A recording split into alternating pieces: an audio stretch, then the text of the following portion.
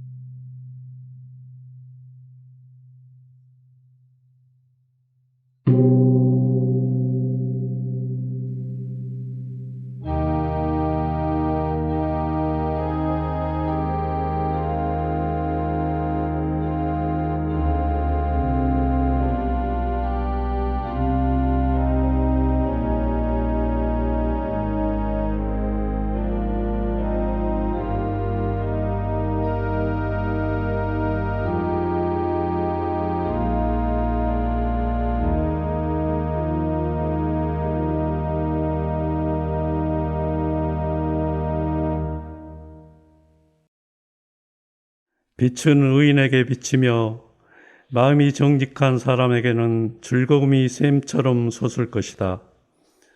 의인들아 주님을 기뻐하여라. 주님의 거룩하신 이름에 감사를 드려라. 아멘.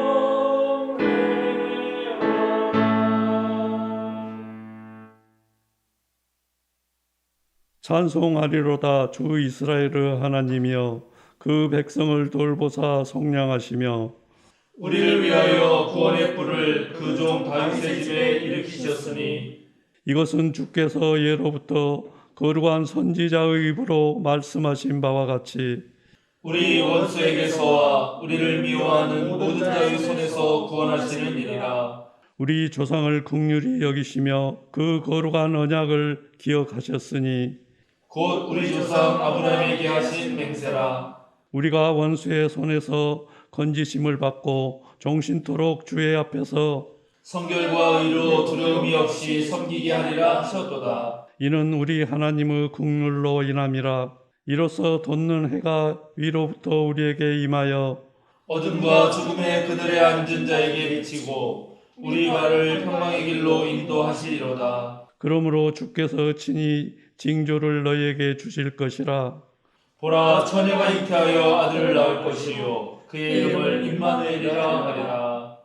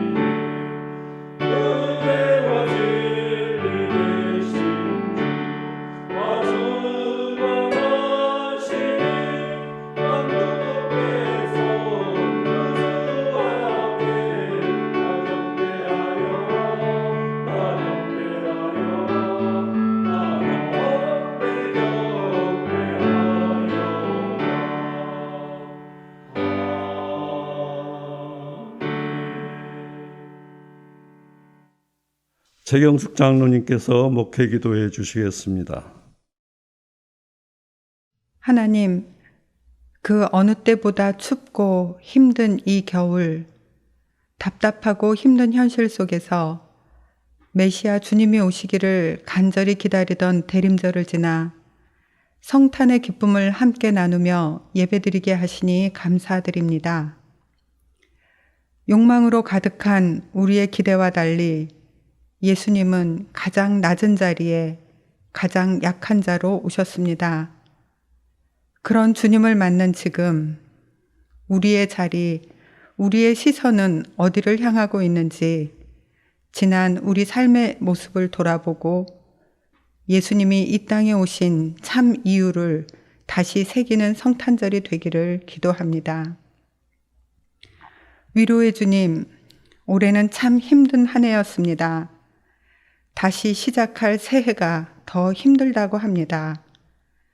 신앙의 힘으로 이겨내려고 애써보지만 말씀도 찬양도 기도조차 흔들리고 무너지는 나를 붙잡아 주지 못할 때가 있습니다. 그렇게 힘들고 지칠 때 누군가 어렴풋이 내 손을 잡아주었던 따뜻한 손길, 진심을 담아 공감해준 위로의 말들, 함께했던 차 한 잔, 따뜻한 밥 한 끼의 기억으로 우리는 또다시 힘을 냅니다. 그래서 우리는 더 안전하고 따뜻한 공동체를 꿈꾸며 교회를 찾는지도 모르겠습니다. 이런 작은 사랑과 관심으로 우리가 꿈꾸는 교회 공동체가 만들어질 수 있다면 우리 모두 누군가에게 그렇게 손 내밀어 주고 내 한켠을 내어주는 치유의 사람이 되게 하옵소서. 또한 나만 겪고 있는 것 같은 깊은 고난 때문에 넘어지더라도 그것이 내 삶을 무너뜨리기 전에 손을 내밀어 도움을 청할 수 있는 용기도 주시옵소서. 최근에 신앙과 삶의 일치를 깊이 고민하는 많은 성도들이 우리와 함께 신앙생활을 하고자 온라인, 오프라인으로 찾아오고 있습니다. 새 성도들의 신앙에 대한 깊은 고민과 진리를 찾고자 애쓰는 대단한 열정을 보면서 고인물 같았던 우리도 다시 도전을 받습니다. 이제 기쁨도 고난도 함께하며 서로 격려하고 서로에게 긍정의 힘이 되어 함께 만들고 함께 누릴 희망의 공동체를 상상해 봅니다.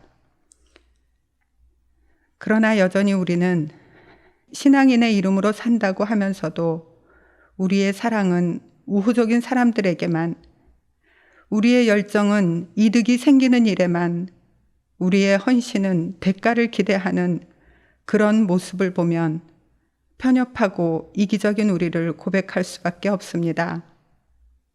이제는 조금 더 성숙한 인격의 그리스도인이 되어 우리에게 적대적인 사람을 향해서도 인내하며 사랑하고 이 세상이 조금 더 따뜻해질 수 있는 일이라면 대가와 이득이 없어도 과감하게 자기를 헌신할 수 있는 열정을 갖기를 기도합니다.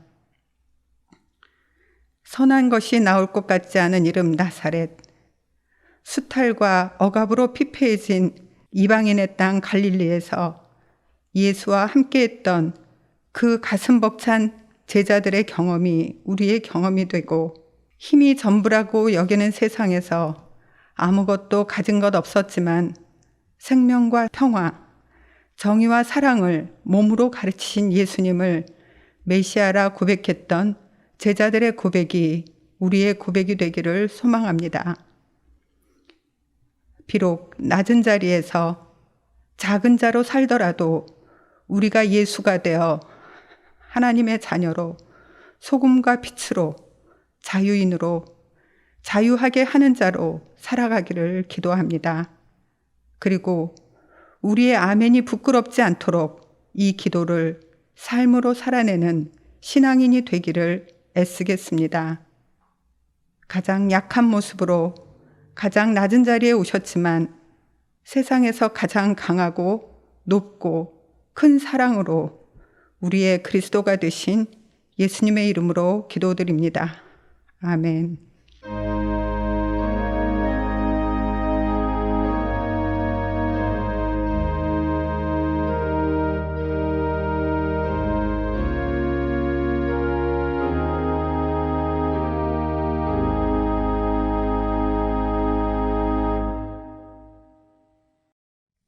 성탄절 우리에게 주시는 성경 말씀은 마태복음서 1장 16절에서 25절 말씀입니다.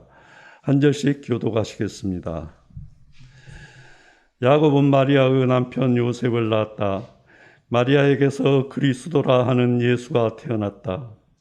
그러므로 그 모든 대수는 아브라함으로부터 다윗까지 14대요, 다윗으로부터 바벨론에 끌려갈 때까지 14대요, 바벨론으로 끌려간 때로부터 그리스도까지 14대이다. 예수 그리스도의 태어나심은 이러하다. 그 어머니 마리아가 요셉과 약혼하고 나서 같이 살기 전에 마리아가 성령으로 잉태한 사실이 드러났다. 마리아의 남편 요셉은 의로운 사람이라서 약혼자에게 부끄러움을 주지 않으려고 가만히 파혼하려 하였다. 요셉이 이렇게 생각하고 있는데 주님의 천사가 꿈에 그에게 나타나서 말하였다. 다윗의 자손 요셉아, 두려워하지 말고 마리아를 내 아내로 맞아들여라. 그 태중에 있는 아기는 성령으로 말미암은 것이다. 마리아가 아들을 낳을 것이니 너는 그 이름을 예수라고 하여라. 그가 자기 백성을 그들의 죄에서 구원하실 것이다. 이 모든 일이 일어난 것은 주님께서 예언자를 시켜서 이르시기를 보아라, 동정녀가 잉태하여 아들을 낳을 것이니 그의 이름을 임마누엘이라고 할 것이다 하신 말씀을 이루려고 하신 것이다. 임마누엘은 번역하면 하나님이 우리와 함께 계시다는 뜻이다. 요셉은 잠에서 깨어 일어나서 주님의 천사가 말한 대로 마리아를 아내로 맞아들였다. 그러나 아들을 낳을 때까지는 아내와 잠자리를 같이 하지 않았다. 아들이 태어나니 요셉은 그 이름을 예수라고 하였다.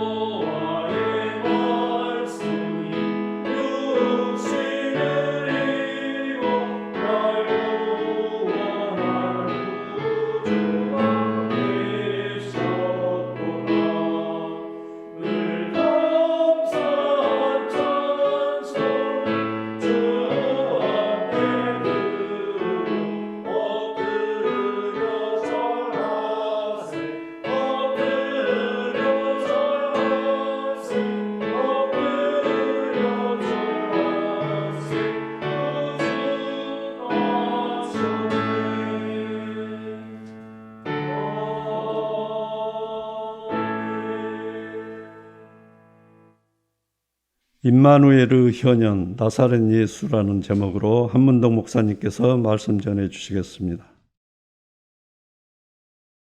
오늘은 성탄절이자 송년주일입니다. 예수님, 특별히 아기 예수님의 탄생을 축하하는 성탄절이 또 십자가에 돌아가시고 부활하신 우리 주님을 기리는 주님의 날과 한 날이어서 올해 성탄절은 더욱더 뜻깊은 날이 되는 것 같습니다. 우리나라는 성탄절이 공휴일이고 또 내년에는 특별히 성탄절도 대체 공휴일로 삼는다고 해서 평일에 하루 더 쉴 수 있습니다만, 그러나 성탄절이 공휴일이 아닌 나라도 매우 많습니다. 사우디아라비아, 이란, 오만, 아랍에미리트 같은 무슬림 국가들도 그렇고, 그 다음에 북한이나 중국처럼 사회주의 국가도, 또 동아시아의 대만, 일본도 성탄절이 공휴일은 아닙니다. 한편 세계 자원의 70%를 사용하고 있는 미국은 11월 셋째 주일인 추수감사절부터 시작해서 성탄절까지 4주 동안 한 해의 모든 그런 상품의 약 40% 정도가 팔린다고 합니다. 10월에 할로윈 데이부터 시작해서 축제 분위기가 일어나서 연말로 갈수록 더 사람들의 마음을 들뜨게 하는데, 우리에게도 잘 알려진 블랙 프라이데이, 그때 다양한 행사들이 이어지고 또 성탄절이 되면 이 홀리데이 시즌에 아주 절정을 이루게 됩니다. 이 자본주의 사회에서는 크리스마스가 상품 판매와 소비를 부추기는 그런 하나의 상징이 된 것이죠. 실제로 크리스마스 때 가장 인기가 많은 그 산타클로스 할아버지 계신데, 그 산타클로스 할아버지가 입은 빨간 옷은 1930년대 코카콜라 선전에 등장하고 난 뒤부터였습니다. 원래 산타클로스는 주후 3세기경 소아시아 지방인 비라의 대주교였던 성 니콜라우스의 이름에서 비롯되었습니다. 그의 이름이 라틴어로 상투스 니콜라우스였습니다. 그는 남몰래 많은 선행을 베푼 사람이었고, 죽은 뒤에는 어린 아이들과 항해자들의 수호성인이 됩니다. 이분의 전설이 노르만족에 의해서 유럽으로 전해졌고, 12세기 초부터 프랑스의 수녀들에 의해서 니콜라스 축일 전날인 12월 5일에는 가난한 아이들에게 선물을 나눠주는 그런 풍습이 생겼습니다. 이런 풍습으로 성 니콜라우스는 유럽 전역으로 퍼지게 되었는데, 네덜란드 사람들이 이 니콜라우스를 산 니콜라우스라고 불렀고, 또 17세기경에 신대륙으로 이주한 네덜란드 사람들이 이 산 니콜라우스를 산테클레스라고 부르게 됩니다. 그리고 이 산테클레스를 자선을 베푸는 사람의 모델로 삼습니다. 바로 이 산테클레스의 발음이 영어로 산타크로스가 된 것이고, 이제 19세기에 들어서 크리스마스가 전 세계에 알려지면서 오늘날의 산타크로스가 된 것입니다. 가난한 자들의 성인이었던 니콜라우스가 코카콜라 상품에 등장하면서 코카콜라의 판매 촉진을 위해서 이용된 것입니다. 이와 비슷한 또 사례가 있는데요. 여러분, 일본에서 크리스마스 때 먹는 전통 음식이 뭔지 아십니까? 바로 프라이드 치킨입니다. 크리스마스가 공휴일도 아닌데 일본 사람들은 크리스마스가 되면 프라이드 치킨을 시켜 먹고 그것이 하나의 전통적인 어떤 그런 풍습이 되었습니다.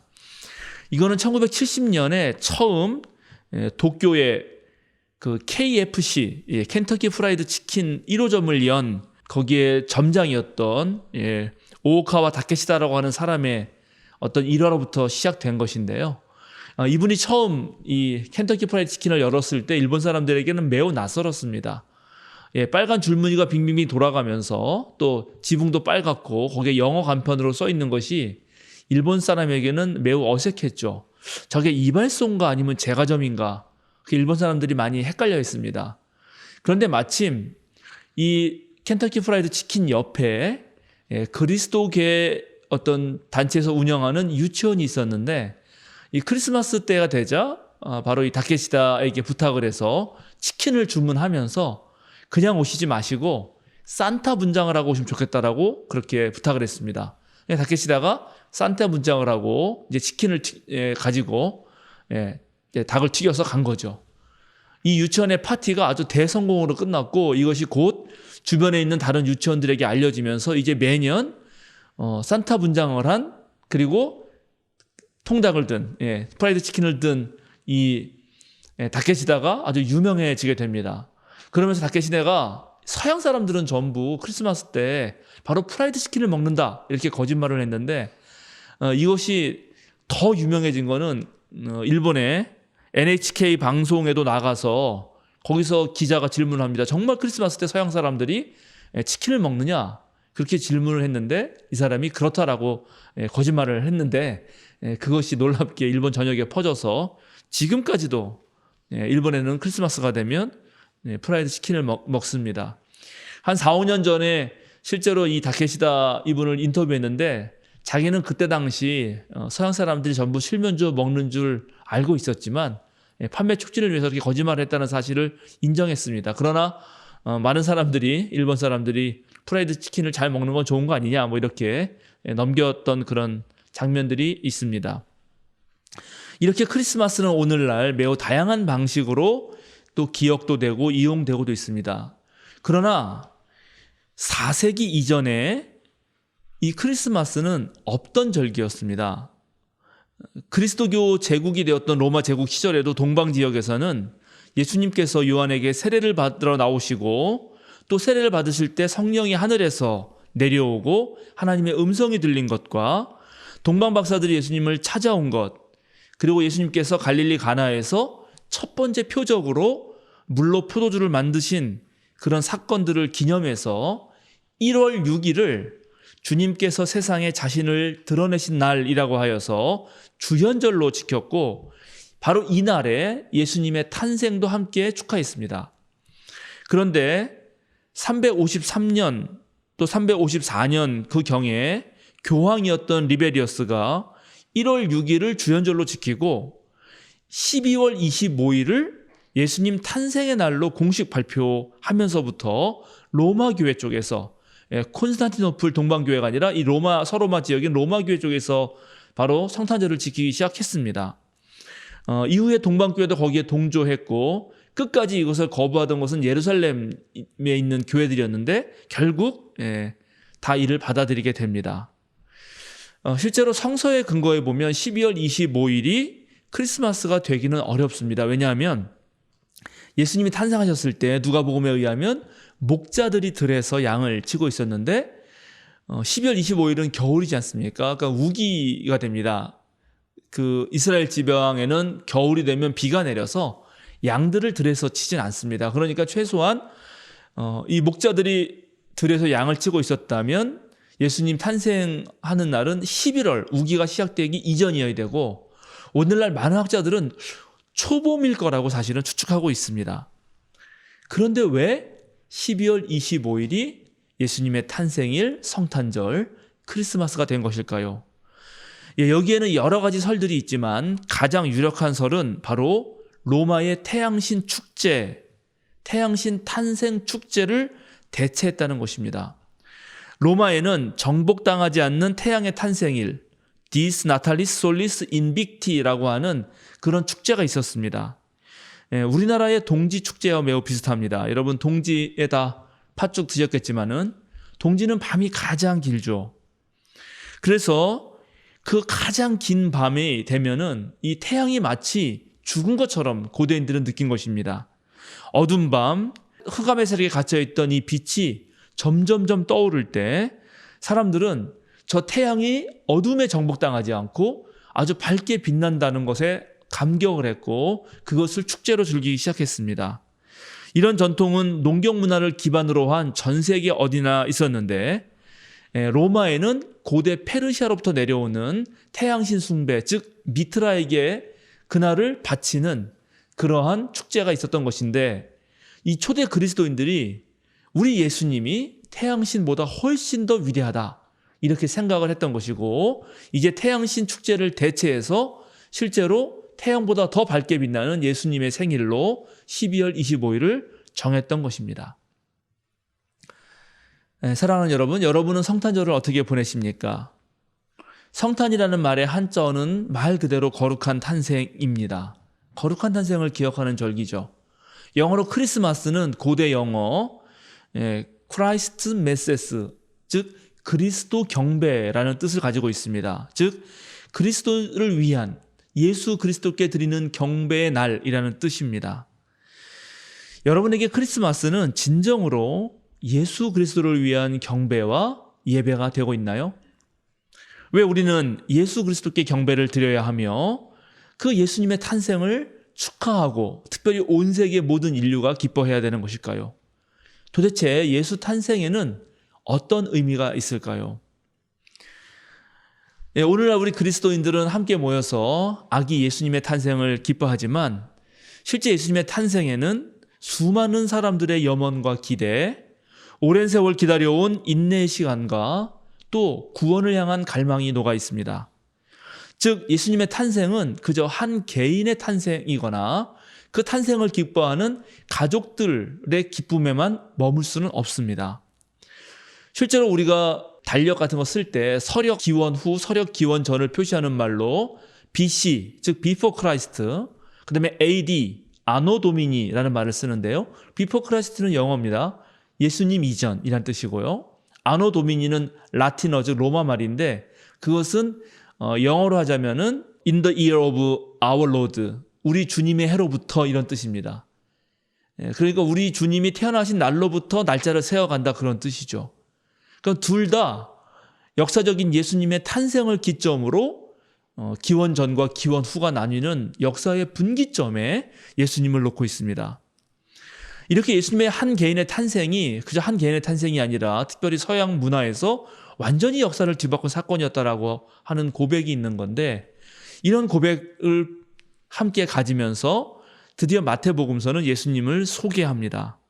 예수님의 탄생을 소개하려고 생각했던 마태는 처음 족보부터 이야기를 펼쳐갑니다. 우리나라에서는 족보를 내세울 때 보면 보통 나는 뼈대 있는 집안이다, 나는 평민이나 상인이 아니라 양반이다, 이렇게 자랑하고 싶어 할지 모르지만, 그러나 마태복음서가 족보를 쓰는 것은 예수가 뼈대 있는 가문이다 뭐 그런 걸 말하기보다는 아브라함부터 다윗까지 하나님이 선택하신 그 모든 백성들이 꿈꾸던 어떤 그 하나님의 염원, 하나님의 비전이, 또 하나님의 역사가 이 예수라고 하는 한 사람을 통해서 성취되었다 하는 것을 보여주기 위함입니다. 일단 창세기 12장 1절에서 3절에 보면 여러분 잘 아시는 대로 하나님께서는 아브라함을 부르시고 하나님께서 지시하시는 땅으로 가라고 명령하십니다.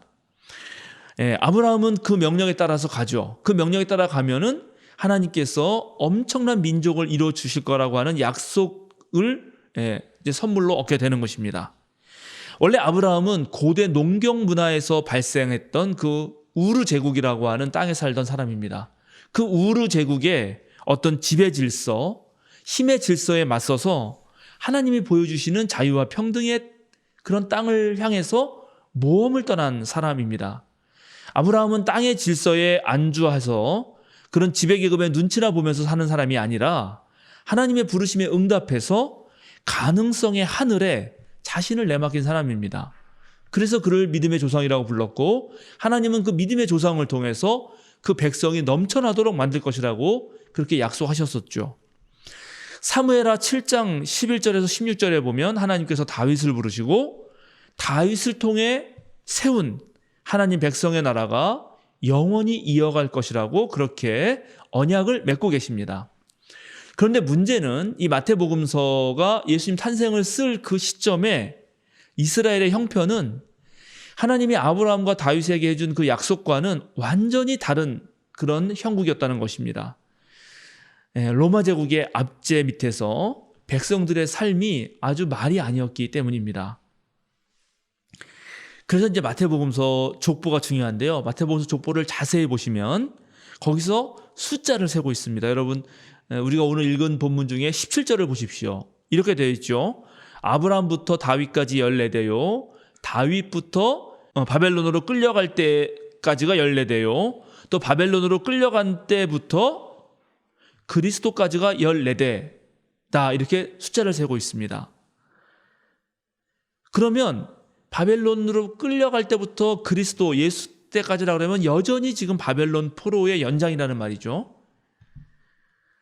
14라는 숫자는 왜 썼을까요? 여러분 14라고 하는 숫자는 고대 모든 인간들, 즉 태양력을 쓰기 전에 모든 인간들이 달을 보면서 달력을 썼던 것과 연관이 됩니다. 달은 14일이 되면 찼다가 또 14일이 되면 기울었다가 다시 14일이 되면 차죠. 즉 달이 아브라함부터 다윗 때까지는 점점 차올라서 다윗 때 보름달이 된 것이죠. 그러다 다윗부터 점점 내려가가지고 바벨론 포로로 갈려갔을 때 아주 눈에 보이지도 않는 그런 금음달이 돼버립니다. 희망이 없어지는 것이죠. 이제 다시 달이 차올라야 됩니다. 차올라서 다시 바벨론으로부터 14일 14대가 지나면 다윗 왕과 같은 그런 메시아가 보름달처럼 등장해야 되는데 그게 예수라고 말하고 싶었던 것입니다. 또 놀라운 것은 이 14라고 하는 숫자는 고대 아라비아 숫자가 없었던 사람들, 다윗이라고 하는 그 글자에 숫자를 붙여보면 그게 놀랍게 14가 됩니다. 다윗에 주목하고 있는 것입니다. 이 족보에서. 왜냐하면 모든 인간을 구원할 메시아가 다윗의 후손에서 나온다라고 하는 그런 유대 사람들의 기대가 있었기 때문입니다. 족보에서 다른 사람은 누가 누굴 낳고 거기에 왕의 이름 많이 나오는데 다른 사람은 왕이란 말을 붙이지 않고 오로지 다윗에게만 왕이라고 붙이고요. 그리고 우리 성경은 아브라함과 다윗의 후손 이렇게 나오지만 그 헬라어 성경으로 보면 다윗과 아브라함의 후손 이렇게 나옵니다. 그러니까 다윗을 매우 높게 평가한 거죠. 마태복음서 저자는 족보를 쓰면서 다윗을 매우 이상적인 왕으로 그리고 있고 이 왕 같은 하나님이 영원한 약속을 해준 하나님 나라를 세운 왕으로서 약속을 해준 그 왕 같은 인물이 나오기를 기대하고 있는 것입니다. 왜 그럴까요? 예수님 태어나시기 전 200년 동안 실제로 유대인들의 왕들은 다윗의 혈통이 아니었습니다. 특별히 예수님 당시의 왕이었던 헤롯은 이두메 출신이었고 왕가의 피를 물려받지도 않았습니다. 중동 지역을 로마가 다스리려고 뽑아서 세워놓은 꼭두각시인 군대 사령관에 불과했습니다. 그러니까 유대인들 마음속에는 저런 군대 사령관이 아니라 진짜 왕이 오시면 좋겠다라고 생각했던 것입니다. 이 종살이에서 건져내고 자기 백성을 이끌어서 하나님의 비전을 이루는 그런 국가를 세울 왕이 누구신가?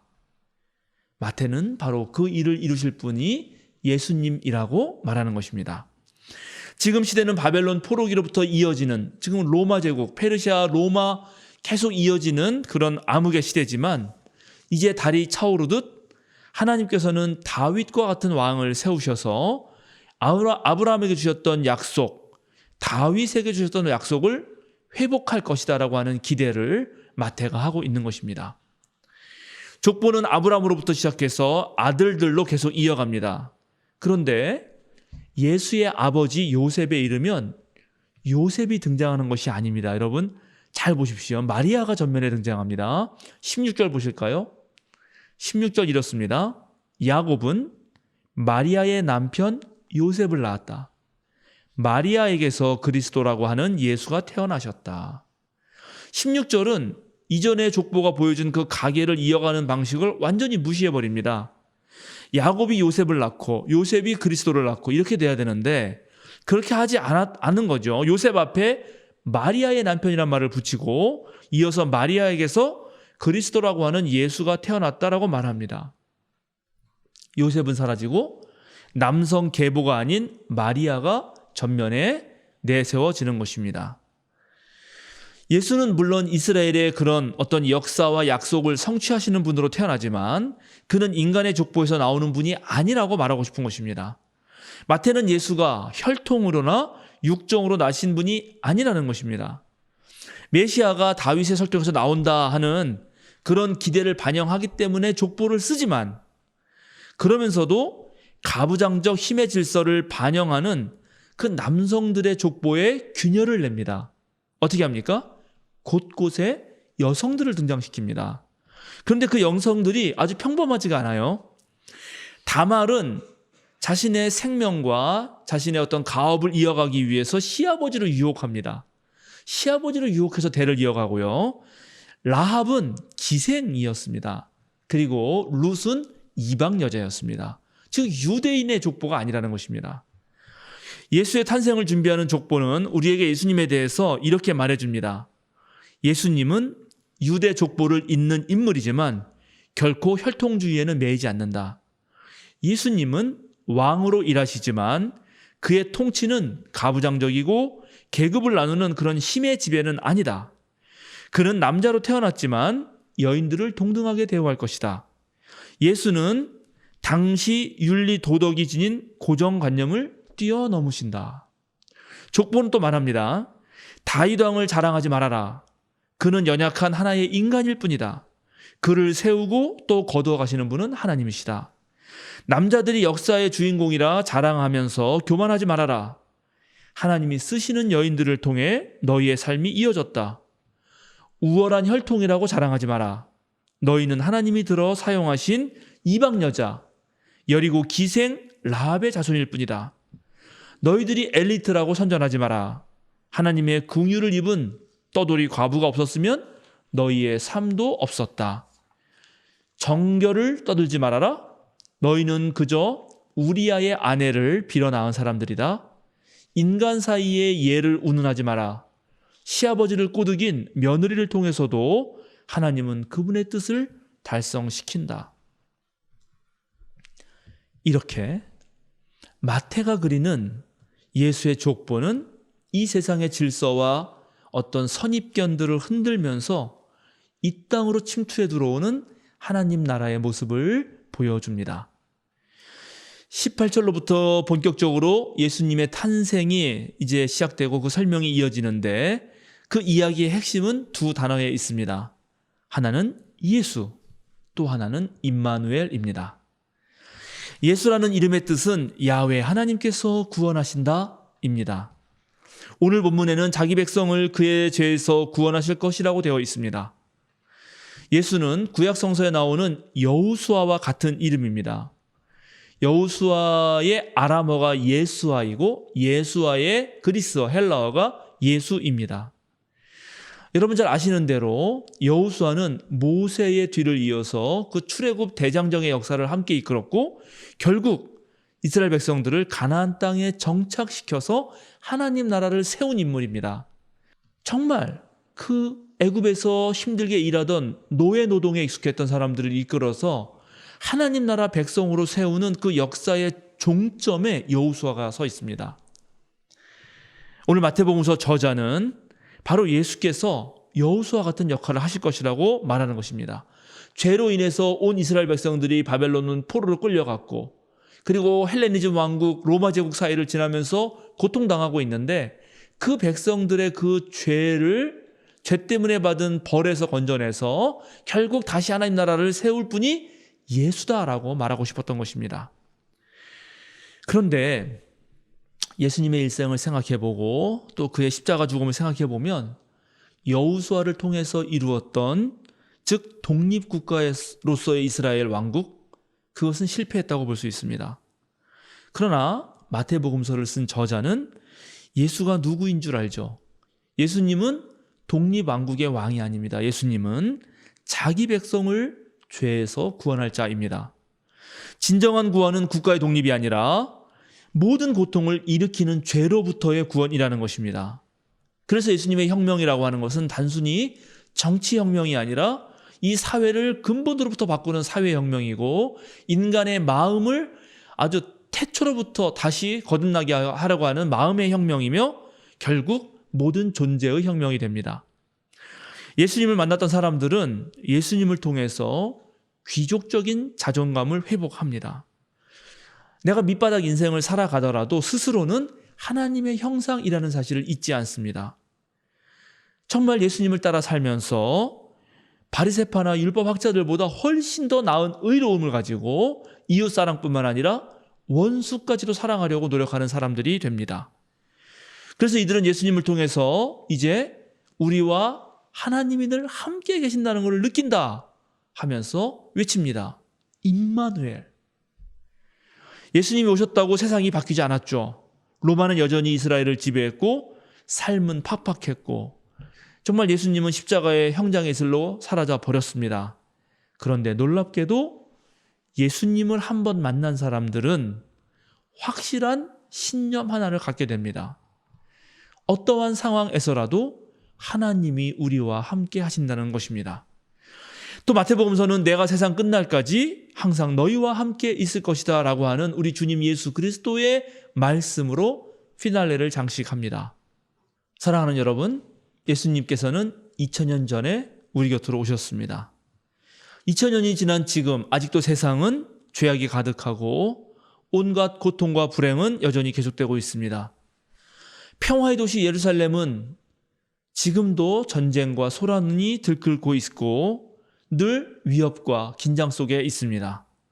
사람들은 여전히 욕망 추구에 매몰되어 있고 그러면서 한편으로는 늘 외롭고 쓸쓸함을 느낍니다. 그러나 예수님을 만난 사람들은 다릅니다. 예수님을 통해서 하나님이 언제나 우리와 함께 계시다는 것을 알기 때문입니다. 마태복음서를 만들어낸 공동체는 알게 되었습니다. 예수님이 하시는 그 사역 배후에는 언제나 하나님이 활동하신다. 인간에게 언약의 은혜를 베풀고 인간의 죄악과 실패에도 불구하고 그 언약의 목표를 위해서 신실하게 역사를 이끌어 가시고 늘 우리 곁에서 우리를 이끌어 주시는 하나님이 계신다. 단 한 번을 만나도 인생의 평생에 가는 그런 흔적을 남기는 사람이 있습니다. 우리 인생이란 태어나자마자 죽음을 향해 달려가는 그런 것이라고 할 수 있습니다. 죽음을 향해 달려가는 존재이기 때문에 불안과 허물을 겪지 않을 수 없고 또 치열한 경쟁으로 가득한 이 세상에 생존하기 위해서 우리의 일상은 늘 하루하루 몸부림치는 그런 삶이 되기도 합니다. 그러나 그런 삶의 한복판에서도 진정한 사람다움의 향기를 그렇게 뿜어내는 사람이 있습니다. 자기를 찍어내는 이에게도 향기를 뿜어내고 스미게 하는 그 향나무처럼 순전히 자신의 존재를 통해 흔들리지 않는 깊이를 보여주는 그 어떤 사람. 예수님은 자기를 가리켜 늘 사람의 아들이라고 불렀습니다만 그러나 그에게서 풍겨나오는 그 향기, 그 강렬한 체험은 그를 모두 하나님의 아들이라고 부르게 만들었습니다. 그를 통해 하나님의 현존을 느낀 사람들은 그를 임마누엘이라고 불렀고 그를 만난 사람들은 자신의 삶은 억압하는 이 부자유 속에서 그 죄의 부자유 속에서 해방과 자유를 느꼈습니다. 여러분, 누군가가 늘 우리와 함께 해준다는 것, 또 우리가 누군가와 늘 함께 해준다는 것, 그것만큼 인생에 힘이 되는 것이 또 어디 있을까요? 사랑하는 생명사랑교회 여러분, 전국의 성도 여러분, 예수님이 우리 곁으로 오셨습니다. 그분은 세상 끝날까지 우리와 함께 계실 것입니다. 그러니 어디를 가든지 어떤 상황에 있든지 두려워하지 마십시오. 놀라지도 마십시오. 외로워하지도 말고 절망하지도 마십시오. 여러분 곁에 하나님이 계십니다. 함께 기도하겠습니다. 창조자 하나님, 우리와 함께 해주시니 감사합니다. 구원의 하나님, 우리 곁에 계시니 감사드립니다. 주님께서 우리의 생수가 되어주시니 힘이 솟습니다. 낙심과 근심, 불만으로 기분이 엉망이 되었을 때도 주님은 우리를 떠나지 않습니다. 우리 안에 계셔서 우리를 붙잡아 주시고 우리에게 나아갈 방향을 가르쳐 주십니다. 그래서 우리는 죄와 실수를 통해 성장하며 시험과 잘못을 통해 배우며 그릇된 행동과 쓰라린 상처 속에서도 성숙합니다. 주님, 감사합니다. 임마누엘 우리 주님 예수 그리스도의 이름으로 기도드립니다. 아멘.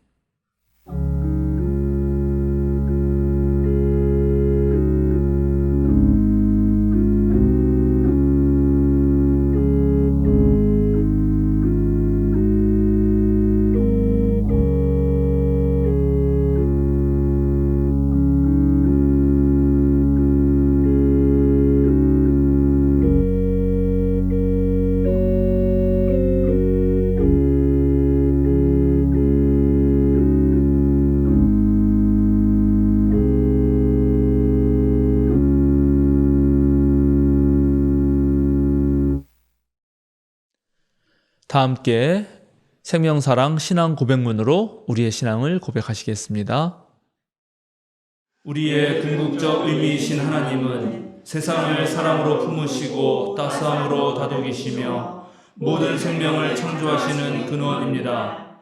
참 인간으로 하나님과 일치를 이루신 예수님은 흔들림 없는 사랑의 나라를 꿈꾸게 하시고 그 꿈을 지금 여기에서 누릴 수 있게 하시는 희망이며 우리가 이루어갈 구원의 기준입니다.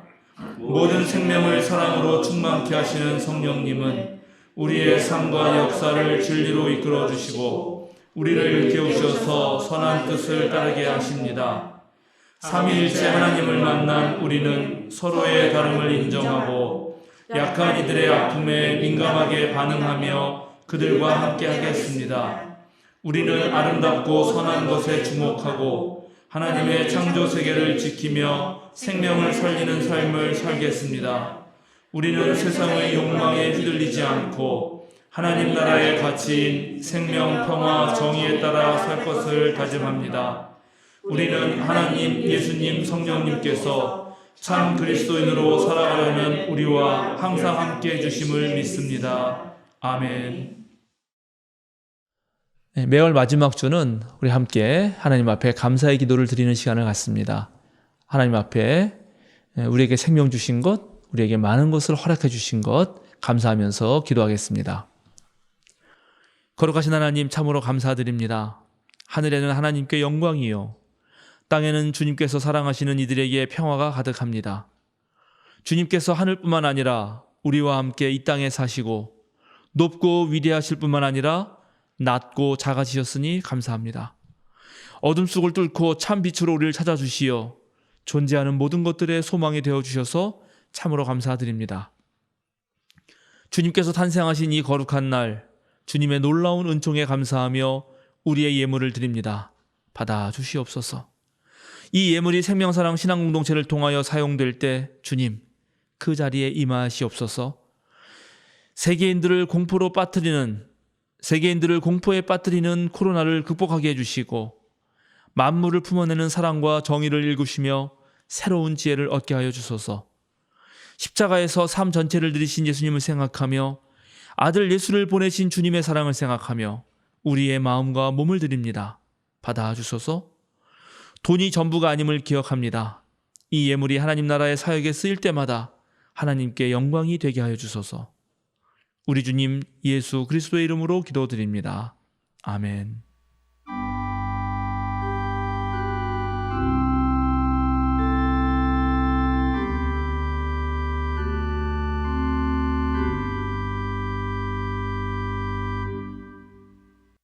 함께 보냄 찬송 126장 천사 찬송 하기를 찬양하시겠습니다.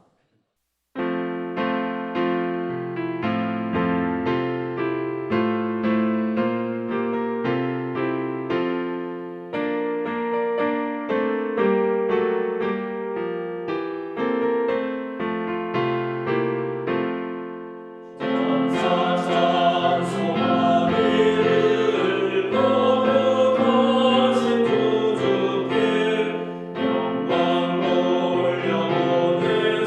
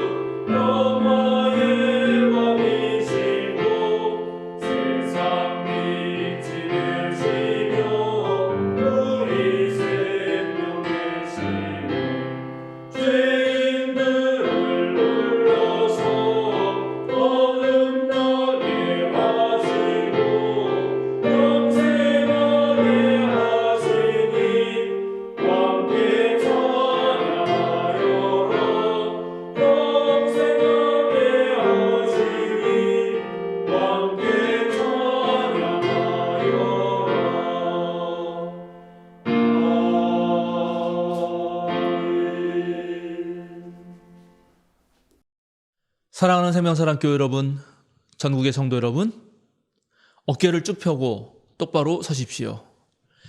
세상으로 당당하게 그리고 힘차게 걸어 나가십시오. 자유인으로 사십시오. 임마누엘, 하나님께서 언제나 우리와 함께 하십니다. 우리 주님 예수께서는 이렇게 말씀하셨습니다. 보아라, 내가 세상 끝날까지 언제나 너희와 항상 함께 있겠다. 축도하겠습니다. 사랑하는 여러분에게 오래전부터 가슴에 별이 되어 박힌 예수님의 사랑, 그 사랑 안에 꽃피고 열매 맺은 우정의 기쁨과 평화를 드립니다. 사랑하는 여러분에게 아기 예수의 탄생과 함께 갓 태어난 기쁨과 희망을 담아 감사의 노래를 드립니다. 이제는 지난 10년의 세월을 지켜주신 성부, 성자, 성령 하나님의 무한하신 사랑과 은총이 주님 오심을 기뻐하며 만방에 복음을 전하는 생명사랑 모든 믿음의 지체들 위해, 함께 예배하고 선교하는 전국의 모든 성도 위에 지금부터 영원까지 함께 하시기를 간절히 축원하옵나이다. 아멘.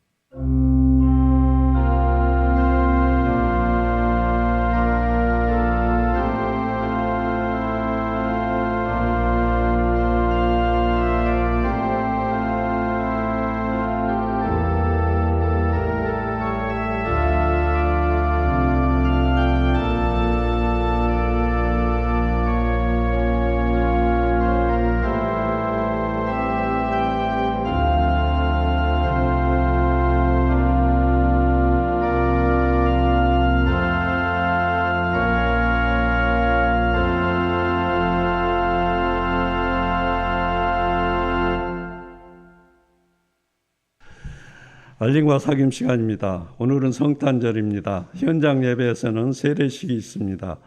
세례자는 오영석, 한선규, 유아 세례는 김선호, 정유담입니다.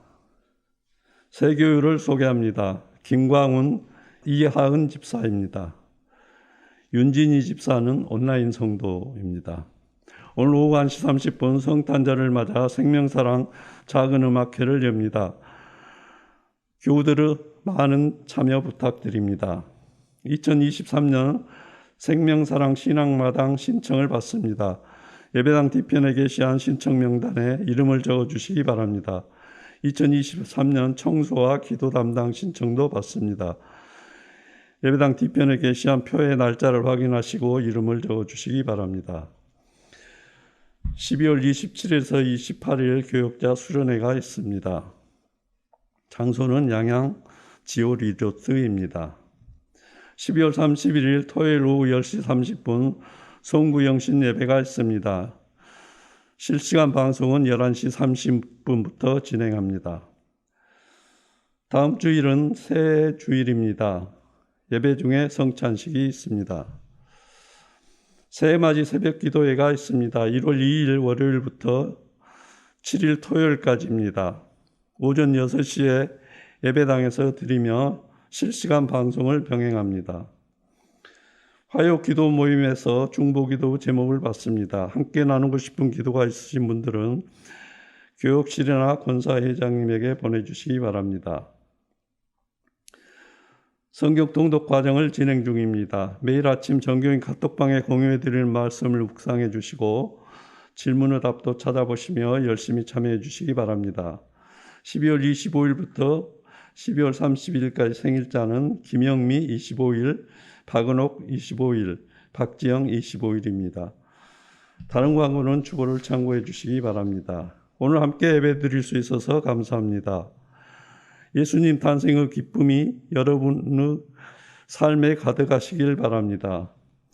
다음 주 시간에도 함께 모여 예배하겠습니다. 한 주간 승리하시길 바랍니다.